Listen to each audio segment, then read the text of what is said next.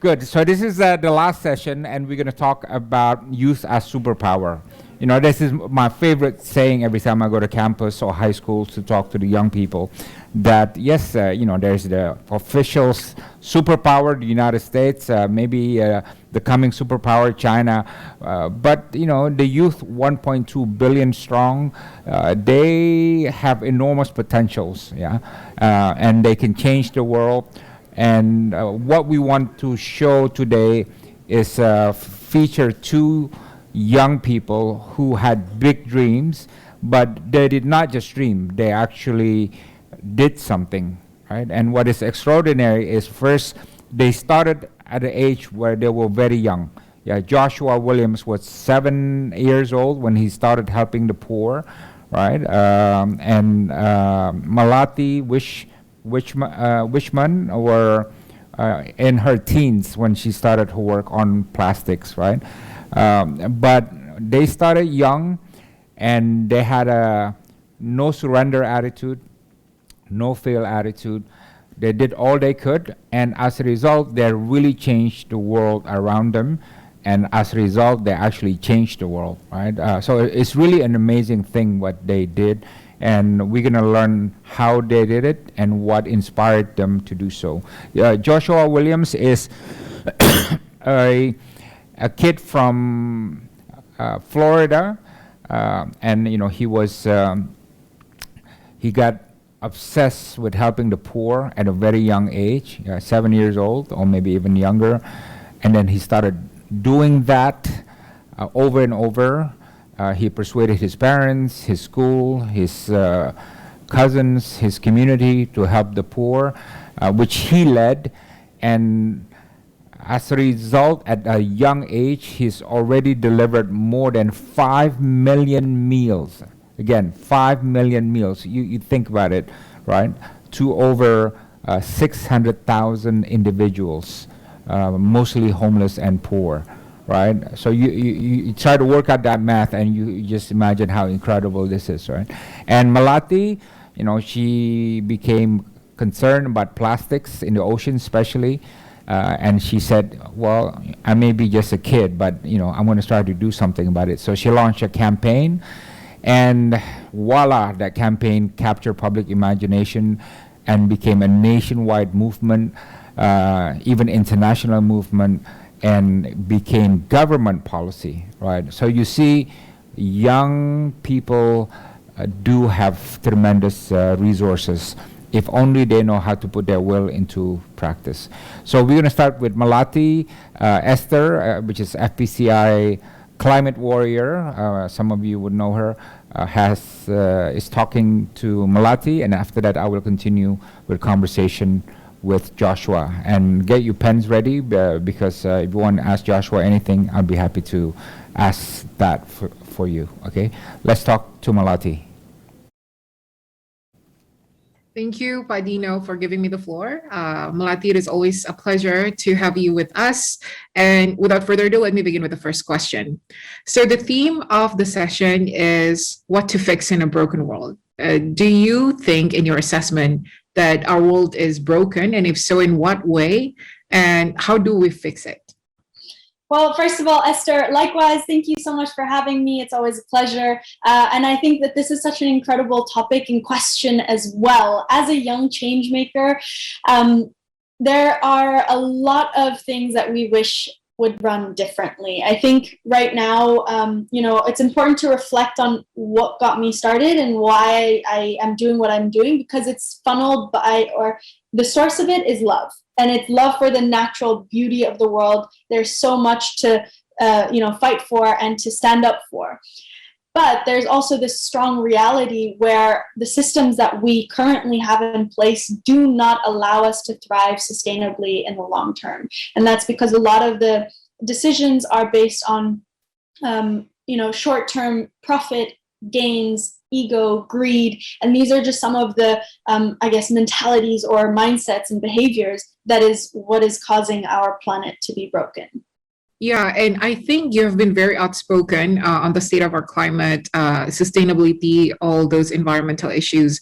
Recently, As you know, COP26 just wrapped up, and they also involve young people to attend and to give their inputs. There's the Youth COP. Do you think that the young people were actually being listened to? And are you satisfied with the level of engagement that has been given so far? Well, I think there's a reason it is COP26. This has been the 26th conference in a row every year happening. And what it's slowly turning out to be, and a lot of the reflections of young people who were there on the grounds, I unfortunately this year followed from Bali, but following from young people who are there on the ground said very much that there was a lot of greenwashing this year. There was a lot of empty promises being made, pledge after pledge, photo after photo, but what it translates to is not enough. It is not being translated into action. We need pledges not to remain as pledges or commitments with no legal commitments to it, right? And I think that that's one of the biggest frustrations, and sadly, the outcome that we do not want from conferences like the COP26. And on the point of young people being taken seriously, I think that, it was for so many years, a really great step to have a conference of youth, which happens a couple days before COP. But I think COP as the main event needs to start integrating young people more effectively and efficiently, have a young person represented on every single panel in every single meeting. We can no longer see them as two separate individual things happening next to each other. We need to start seeing the integration and interconnectedness of not only young versus old generation, but all the different topics and issues between food security and the climate crisis, the refugee crisis, and access to education. The 17 SDGs means we leave nobody behind, but we need to start understanding the interconnectedness of all in order to achieve those goals. You raised a very important point, which is that young people are not represented in the negotiating table. And hopefully there will be steps taken to address that. But in terms of advocating activism, a lot of young people around the world has taken to the streets. They've taken online during the pandemic to make sure that their voices are heard. And you've done amazing, incredible work in making sure that that awareness on environment and climate is reaching through the grassroots. What do you think is the government or perhaps our elders or those who are not speaking to the grassroots are overlooking in this issue, in this dynamic? How education is key and should be essential to everything that we're seeing, especially on a political policy change level. I think a lot of the behavior change and education is coming up from the grassroots. We're seeing a lot of youth activists, centraling that around all of their education. And what I want to see more of from politicians is especially looking at national curriculums and saying, okay, hang on a second, how are we still not learning about or not teaching about the climate crisis or climate solutions? How are we not learning about, environmental resilience or environmental literacy?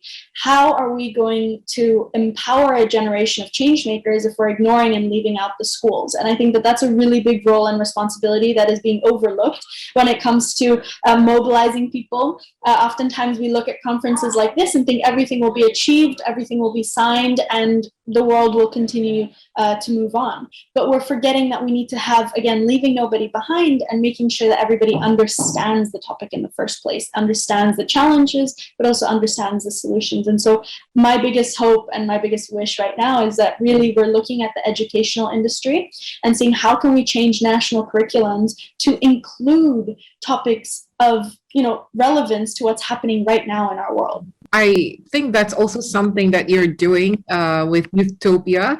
If you can tell us a little bit about that and how this relates back to the theme of the topic, youth as superpower. Well, youth have their superpowers. I think our biggest superpower is the ability to accelerate change.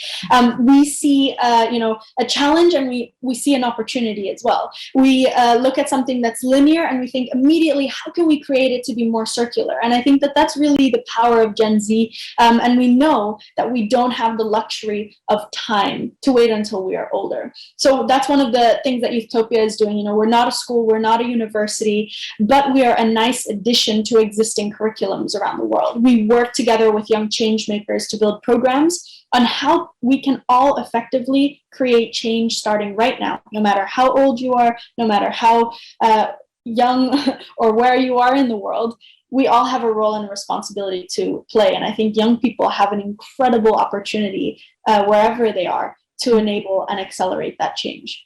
Yeah, and from your activism career, and so far, you've done great work with Youthtopia. What is the formula to that? What's the formula of making sure that the young people are continuing to create, innovate, and just be change makers?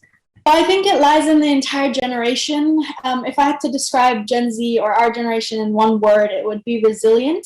I think that we are constantly innovating and constantly bouncing back from setbacks or failures or challenges of change not happening fast enough. That is one of the biggest frustrations of young change makers on the front lines. But I think that resilience allows us to bounce back with bigger, better, stronger, more creative ideas, because we're also have to understand that we will not fix the problem with the same mindset that created them. And so that's where we come in with a fresh, new, motivating mindset to say, okay, how can we change business as usual? How can we create new systems that benefit the environment, the community, and still have a sustainable business model? And of course, all the work that you did must have been triggered by something, whether it's an issue or a cause. And a lot of young people are trying to find that right now. But of course, that also needs resources, whether you need to have the courage to do more or you need the resources. What was it like for you? How did your journey begin from then by plastic bags and now to Youthtopia? Well, I always say, when I was 12 years old, I wish I had a platform like Youthtopia to connect with other, what you see behind me are the young change makers we work with at Youthtopia. It's a global network of young change makers. And back then at 12 years old, when I started, I didn't have that network. I didn't have that community to lean on. And I think it's really interesting as well to see the evolution of the youth movement taking place of what happened, almost 10 years ago to where it is right now. There's this unstoppable feeling to the youth movement. But yeah, I definitely think that we all want to be part of creating change, but it's exactly as you said, Esther, where and how do you start? I think that that's something that a lot of peer-to-peer programs are starting to pull together, and what we have as a heartbeat at Youthtopia as well. Yeah, good lead up to the next question. During your whole work activism career, has there ever been a time where you feel like your work is not being taken seriously, or you're not being taken seriously because you're a young person? How did you navigate that? What would you say to the other young people who are experiencing the same thing? Oh, definitely. And in my many but also short years of activism for the last 10 years of my life is basically filled with a lot of highs and then a lot of lows as well. There are many times where I would find myself in meetings where I'd be the only one below 30 and on the lower side of the women represented as well. And that can be in rooms of government, rooms of CEOs, and just feeling like you're not getting your voice heard, even though you're on stage with the microphone. It's about how do we create meaningful spaces for young people to engage, to interact, to feel like they have their voices heard, and not limited to inspiration only. Young people have that power of storytelling, of leading by example, but we want to be part of the celebration of announcing a goal all the way through to implementation, because young people, again, have that ability, have that superpower to accelerate change and also to implement it. So, I think that was my biggest setbacks or challenges and feeling of feeling not heard. So I think the ways I kind of navigated and overcame it was really by understanding that persistent talk is key. And that's why I think also when we think about youth activists nowadays, it is glamorized a little bit, here at this conference, here on this stage, here another big talk or award. But the work that we're doing as young people is not easy. And none of us should be doing this. None of us should be missing school or, going on hunger strikes, going on collecting tons and tons of petitions to convince our government to do the right thing. But here we are.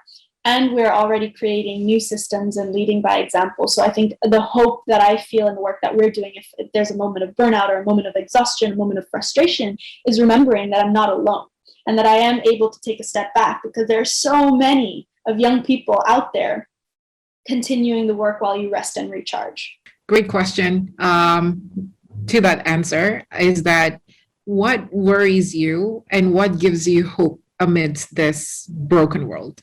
So pick one thing that worries you and then what gives you hope. I think it's definitely, I kind of have a hard time articulating this, but it is the inaction that's happening, and yet a lot of the announcements and, you know, what seems like a lot is happening and yet not translating into real action. And I think I spoke about that earlier in the beginning as well, as being one of the biggest frustrations of many young people, not just myself. It's definitely the thing that keeps me up at night, is the inaction.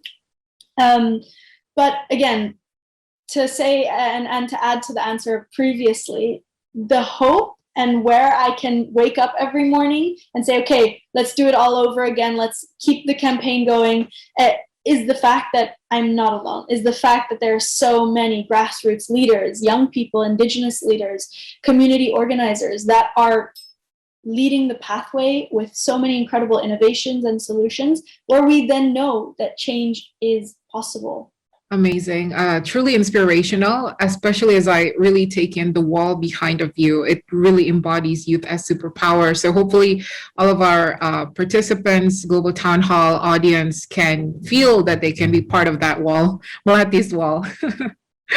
Great. Okay. Well, I know that you have to leave and it's unfortunate to not have you until the end of the session, but thank you so much for taking the time and for joining with us today. Thank you so much for having me. Yes, over to you back, Dino. Thank you very much, Esther. That was a great interview, and you can feel not just how articulate and eloquent Melati is, but how you can feel the energy and the idealism, right, and the can-doism, right? So our next guest is Joshua Williams. Hi, Joshua. How are you? You're in Florida, right? I'm doing well. I'm doing well. And yourself? All right, thank you. Well, to tell the audience about why you're here, I can state that Joshua is an incredible person. And actually, Joshua, you didn't know this. I was ambassador to the United States, and in 2012, I was invited to President's Club.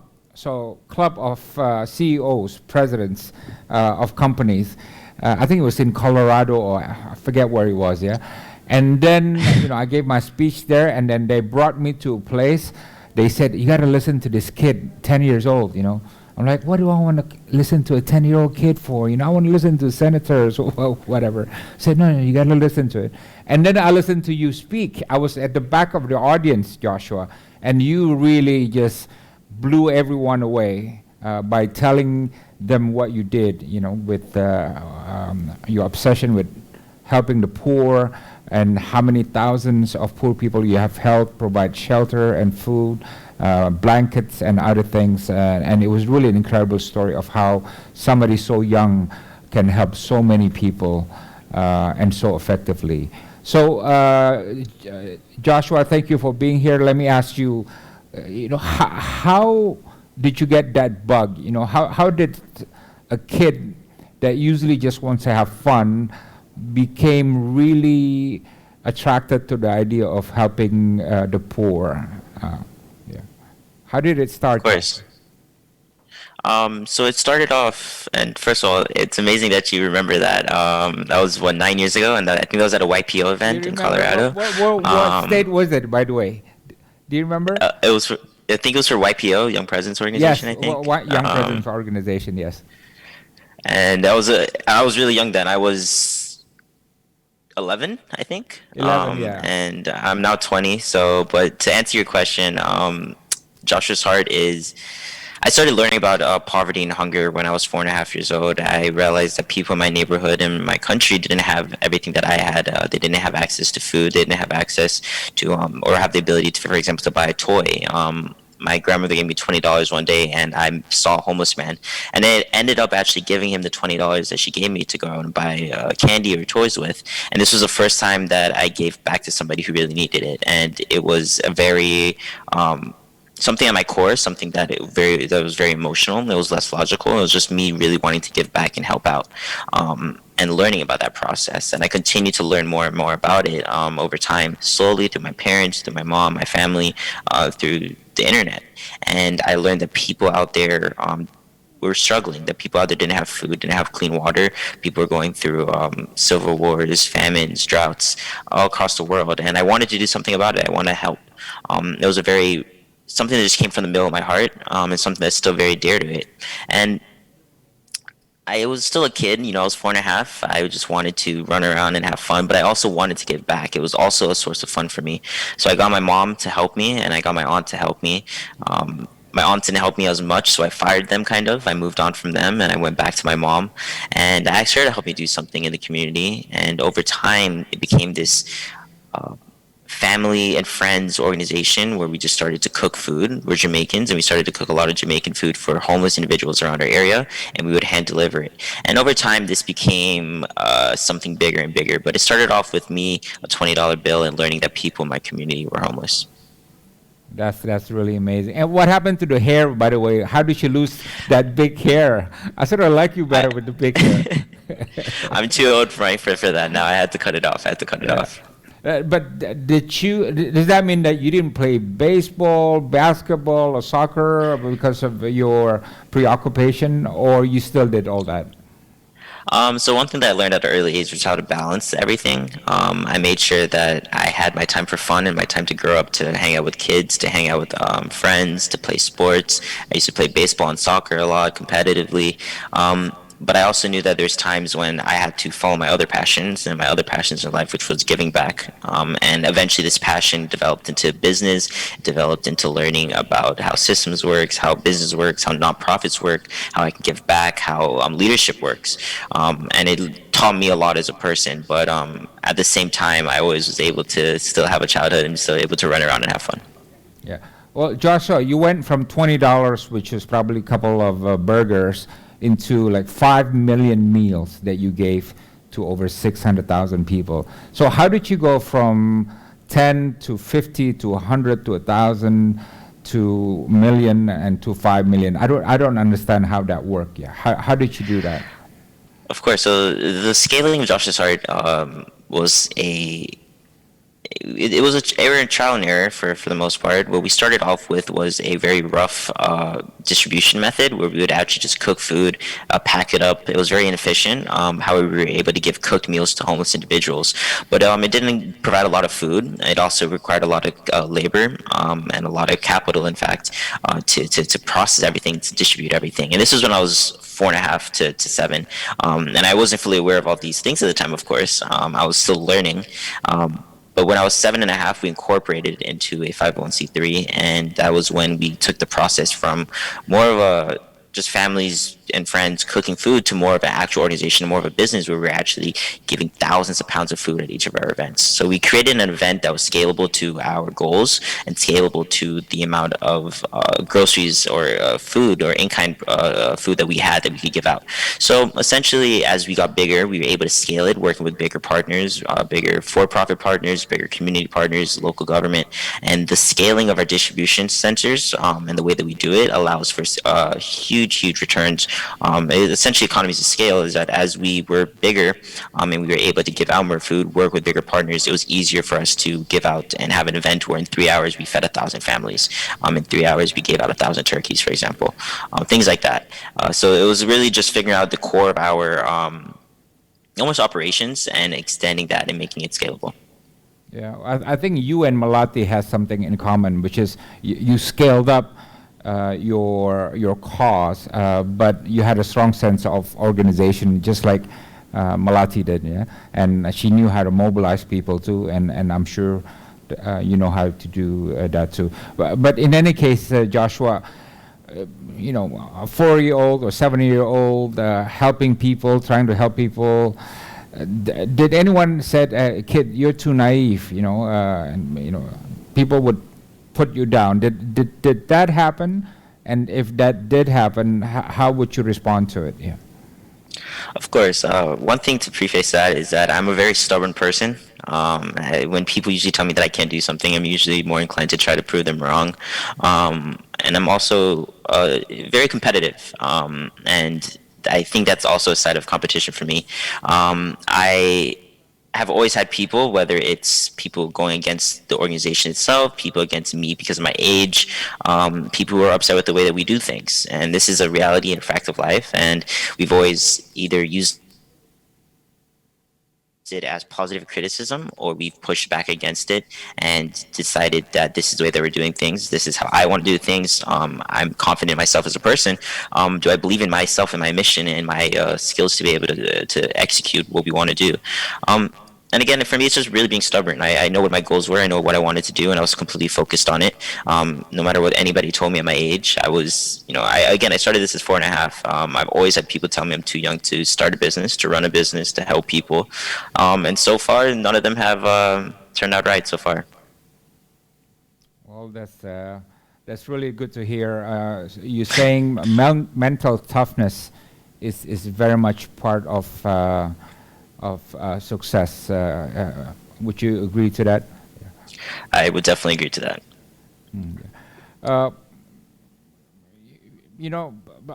A lot of youth think that being young is a barrier to achieving success, because they say, hey, we don't have experience, we don't have resources, we don't have the network, we don't have the know-how, so a lot of them sort of give up before trying, right? So, what are your thoughts on that? What would you say to people who think that way? Yeah. Of course. First of all, you have to start somewhere to get that experience, to develop that network, to develop the skills in business, to become efficient. You have to start somewhere. And honestly, the earlier that you start, the better it is for you. Even if you aren't successful, even if you fail a lot, you're still learning and you're still developing the skills that you can be very, very useful when you're older. I started off not knowing anything. My family was in business, and that was a very big thing for me. I was able to ask them questions, to pick their brain when I had questions about whether it's employing management, figuring out how to find this resource. Even from when I was very, very young, writing emails, I was able to use these resources to learn. But I don't think if I ever took that first step to make that first initiative to give back, to start an organization, to organize a group of kids, I would never be where I am now. So taking that first step, having the courage to do that and believe in yourself is really the first thing. And the second thing is our generation, my generation and the generation before me, we are the first generations that have such unique access to the internet and to modern technology, where there's both pros and cons to it that I could get into, of course, but overall, we have so much access to information that we can learn on the internet. We can go ahead and figure these things out and honestly link with each other through social media. We've never seen a time like this of connectedness around the world, and based on our youth and where we're headed, I think the youth are going to be taking this in a very unique direction and using it in very powerful ways. Yes. Joshua, you've helped people, and you actually have direct contact with them. You touch them, you look at them, you talk to them. From those experiences, what kind of revelations do you get from just doing so many of these activities? Does it get revealed to you that actually we lack compassion that we need, and so on and so on? What gets revealed from those experiences? Of course. One thing is, I think empathy is something that is under, people don't really highlight the importance of empathy as a human trait, something that's in us naturally, something that we've developed into. We care for each other, even for strangers. All around the world we see it, and it's something that is not even uniquely human necessarily, but it's something that powers us, that drives us, as well as whether it could be greed, it could be competition. But for me, the biggest thing that I've seen is that in everybody there is the will and the ability to make change. As you are empowered or looking towards a bigger picture, a bigger goal, people tend to put others among them above themselves, and we come together as a community to really make a change. I've seen great, amazing things in people from all ages, and I've seen people be able to make a change from, I've had toddlers come out and hold cans and give it to people who are in need, and I've seen people who are in wheelchairs and using cane assistance to still want to come out and give back. And it's really amazing seeing the generosity and the empathy that humans have for each other and how far they're willing to go to help each other out. Yeah.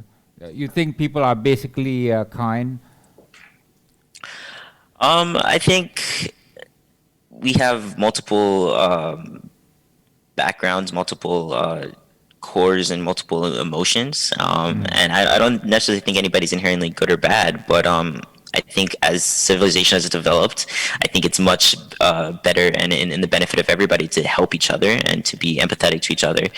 Teamwork is and collaboration is far easier than, let's say, war or conquest. And I think that's something that in business I've learned a lot, is working together is far better usually than hurting each other and tearing each other down. It's almost positive competition or positively helping each other. And I prefer that. And I think our generation is going to be the best to do that as well. Yeah, I agree with you. I asked you that question because I meet a lot of people who are mean, right? And there's actually a kind person beneath that. It's just that for some reasons that kindness has not been brought out, or needs to be brought out, But I feel, I meet a lot of mean people that actually can be kind when the right thing happens to them. Yeah, right.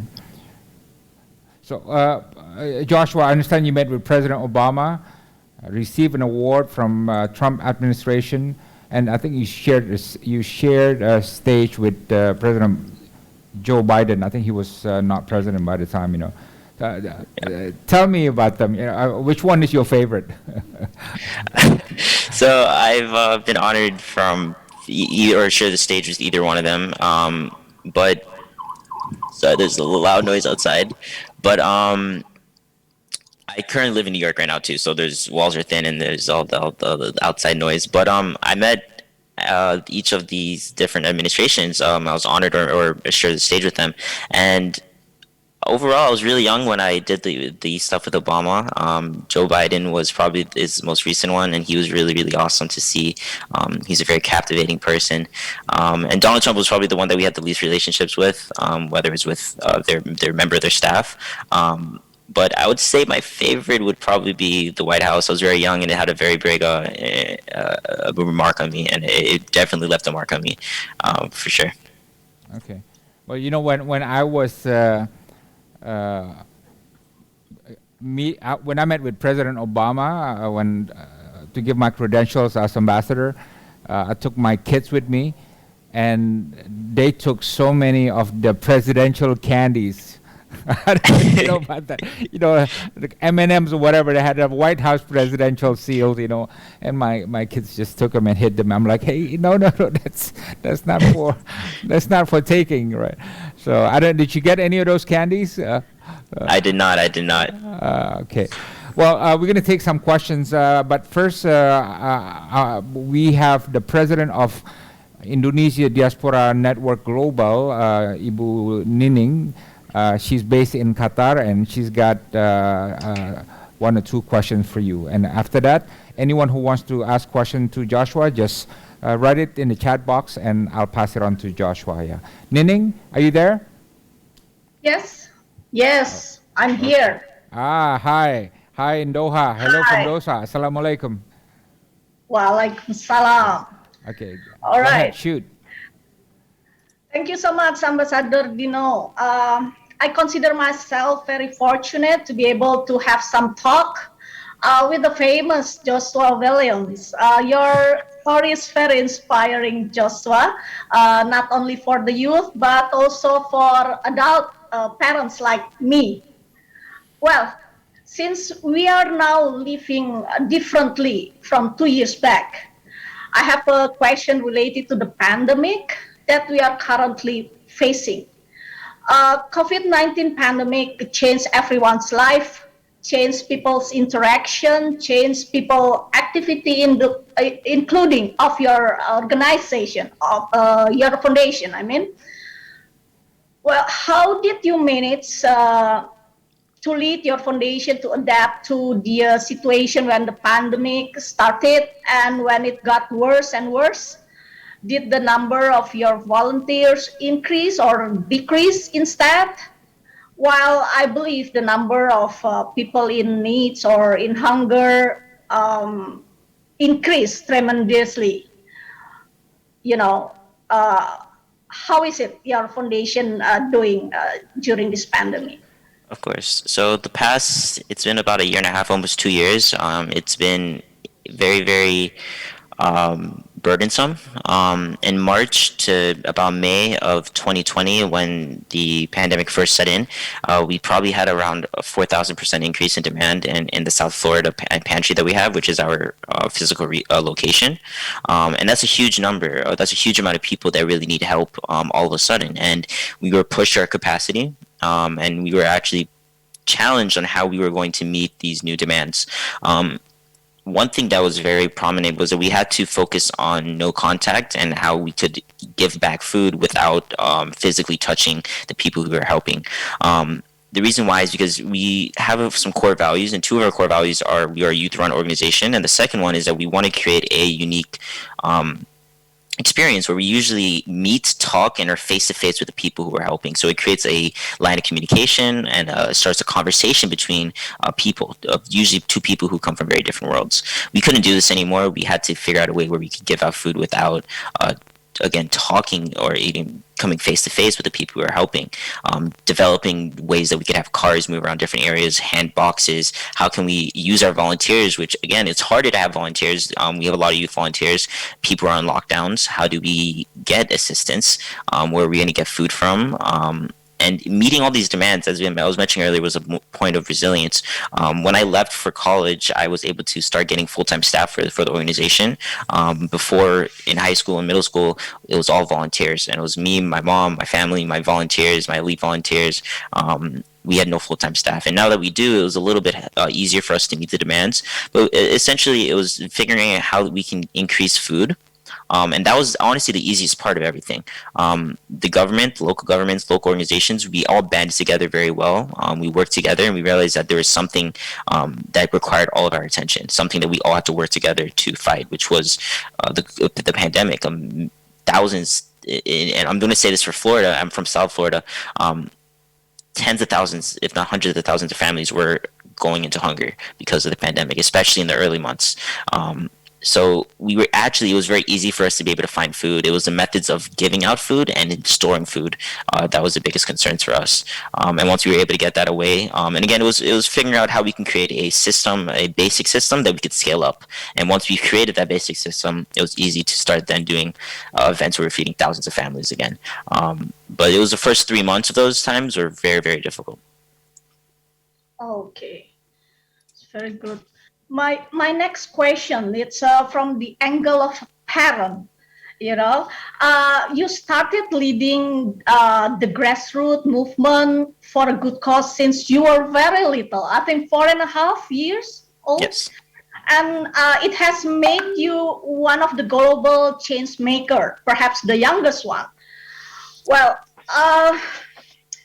what did your parents think about what you wanted to do? And then what would you suggest to adult parents like us to respond to the aspiration, curiosity, and determination of their young ones? It's determination, yeah, not stubbornness like you mentioned before.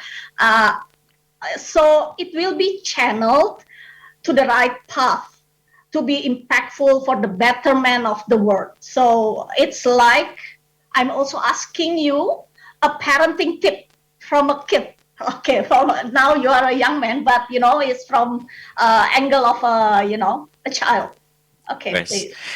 So I'll try to answer that. So two things would be my family are immigrants from Jamaica, and I was raised. My mom's a single mother, and I was raised with my mom and very closely with my aunt and my grandma. And they run a woman-led business. in Miami, and they're entrepreneurs, immigrant entrepreneurs, essentially. And I think that spirit came down to me as well. I always wanted to be in business, and it just was so by chance that my family was also in business, and I was able to learn a lot from them. I looked up to them as role models. My first role models were my family, was my aunts, was my mom, was my grandma. And for me, I think, and I was very lucky in this sense, is that my family understood my drive for business, because they also had the same drive, and they encouraged that drive. When I had questions, I was always encouraged to go talk to them and ask them. And there was times, as I didn't fully mention the story, but when I first started the organization, I went to my two aunts first. I asked my mom, and she actually pushed me to the side at first, and she said, you're too young, whatever, you'll get by it. I went to my two aunts. I asked them to help me do something. They promised me they were going to help me. We talked for a little bit. 3 weeks later, nothing happened, and I was still motivated, so I had to drop them. I fired them, and I moved on. And that was my first decision as kind of like a young business man, I guess, was firing them, moving on again, and figuring out how I can actually start my organization. And again, it was just through family. I started with my mom again, and I convinced her to help me. And I think this would actually be a better question to ask my mom, maybe.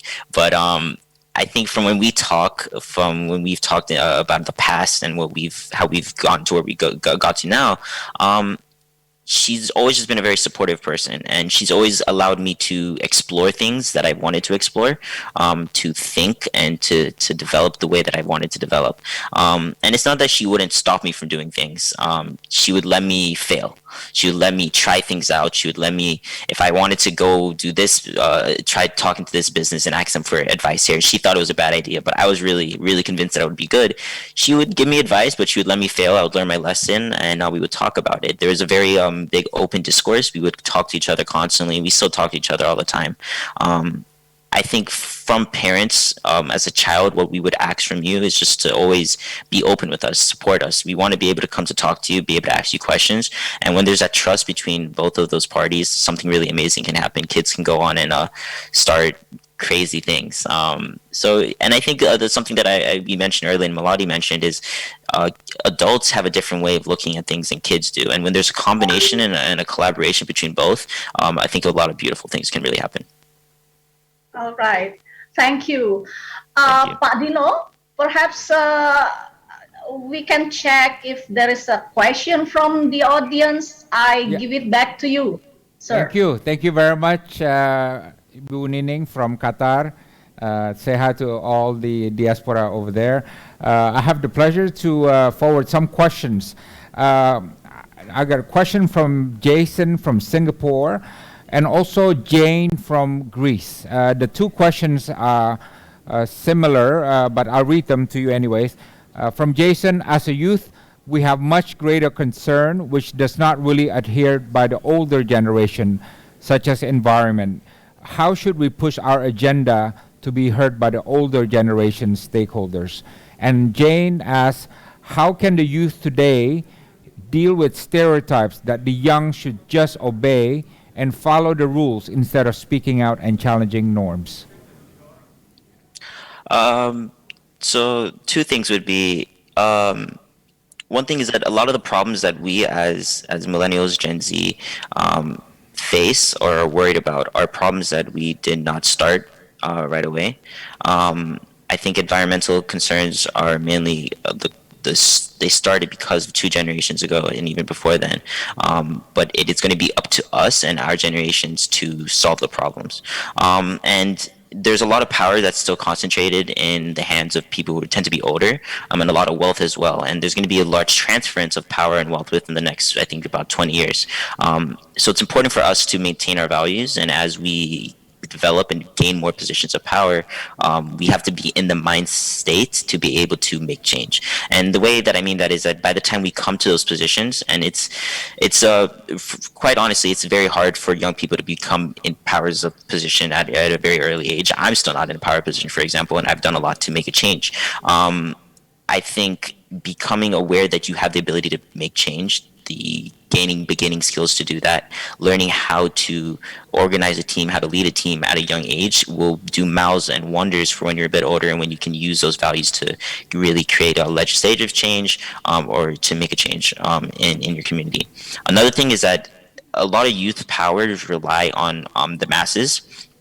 A lot of the changes that we have done in the past have relied on protesting, have relied on us coming together as a group to fight and ask politicians for what we want.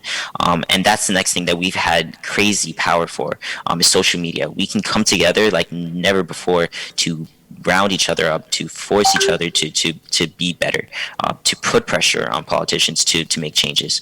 So using those two things would be to develop yourself, develop skills, so when you are able to make a change, you can make it. And the second thing would be come together, bring your friends together, bring awareness about different issues, and if you can, there's plenty of organizations that already do it, but do it yourself.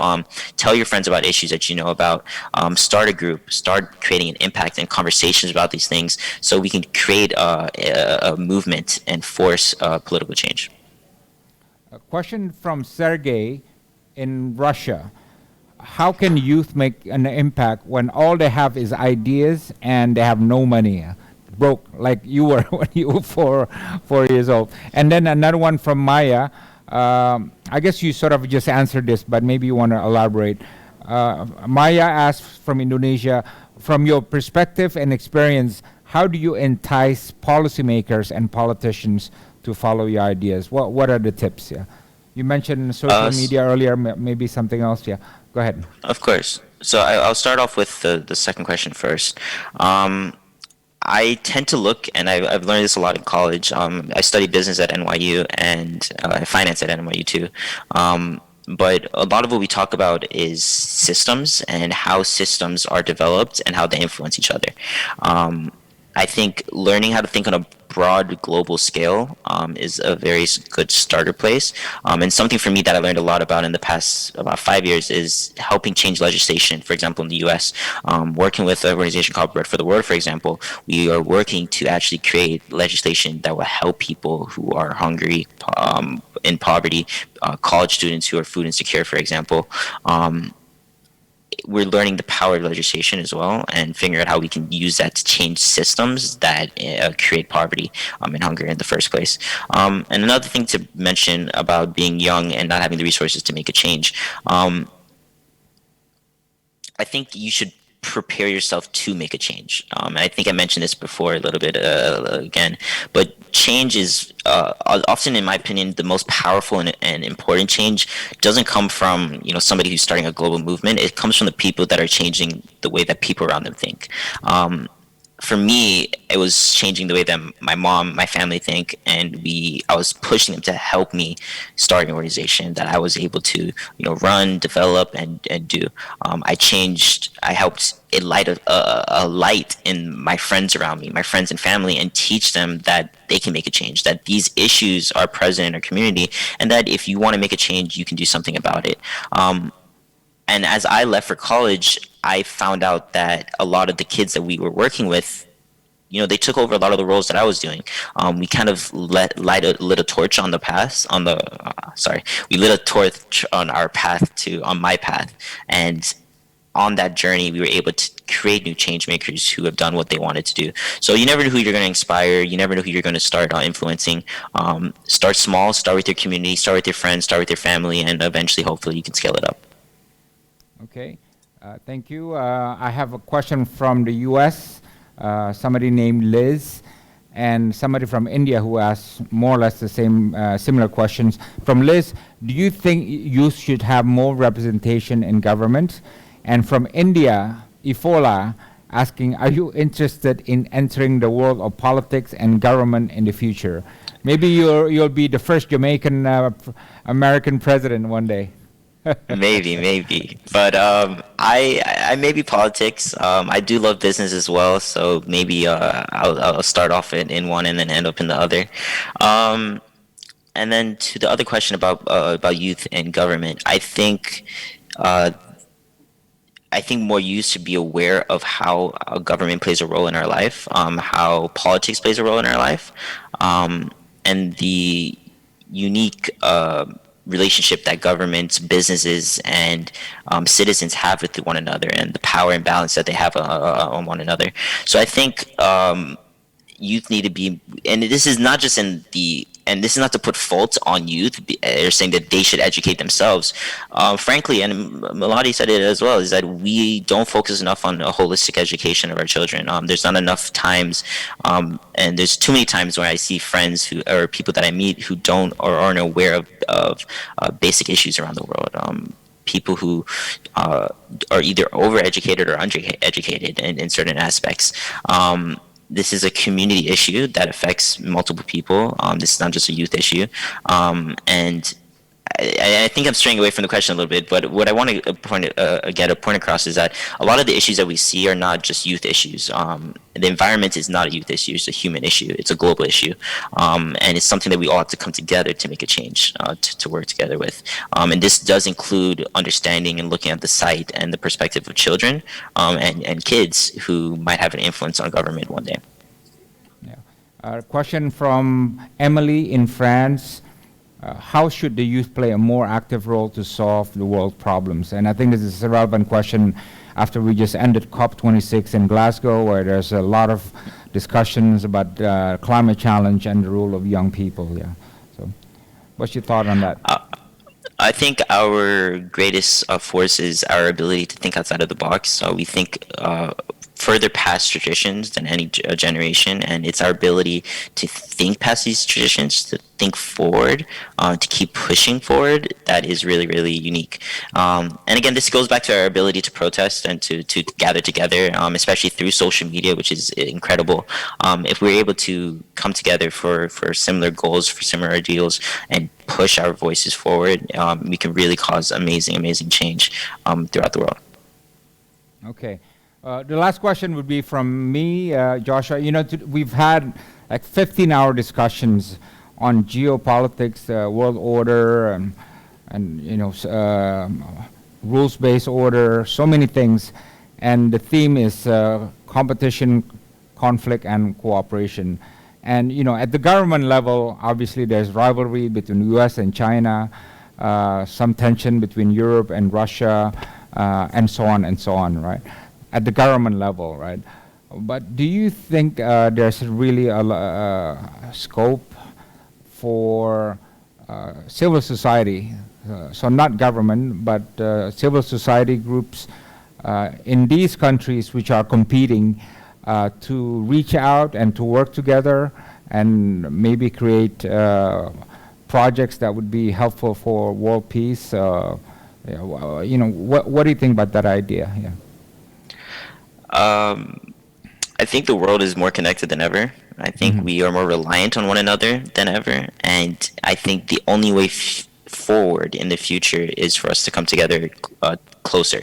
I think we have to, and this is separate from civil organizations and NGOs, but as people, first of all, we have to understand there are differences among us culturally, but in the end, we know we're one people. In Jamaica, you know, we say one love.